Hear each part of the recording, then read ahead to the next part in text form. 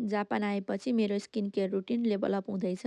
नेपालमा हुँदा चाहिँ मेरो स्किन केयर रुटिन सिम्पल थियो। आज चाहिँ म डेली स्किन केयर गर्दै कुन कुन प्रोडक्ट युज गर्छु भन्दै देखाउँदैछु। पहिला त मैले फेस वास मात्र युज गर्थेँ, तर अहिले चाहिँ यो देवेको डिप क्लिन्जिङ ओइल पनि युज गर्न थालेको छु, जुन चाहिँ मैले ऱ्यान्डमली ड्रग स्टोरबाट किनेको थिएँ। यो युज गरेर मेरो स्किन एकदम फ्रेस फिल भयो। त्यसपछि मैले फेस लोसन युज गर्दैछु, जुन चाहिँ हाँडा लाबोको हो। योभन्दा अगाडि मैले कहिले पनि फेस लोसन युज गरेको छुइनँ, यो चाहिँ मेरो फर्स्ट टाइम हो। हुन त यसलाई फेस सिरम जसरी नै युज गर्ने हो, तर यसको बेनिफिट छुट्टै छ। स्किनलाई एकदमै सफ्ट अनि हाइड्रेटेड बनाउँछ। Honestly it's a game changer.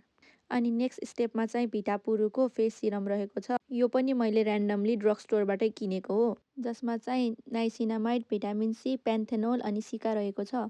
ब्राइटनिङको साथै स्किन हेल्दी पनि बनाउँछ।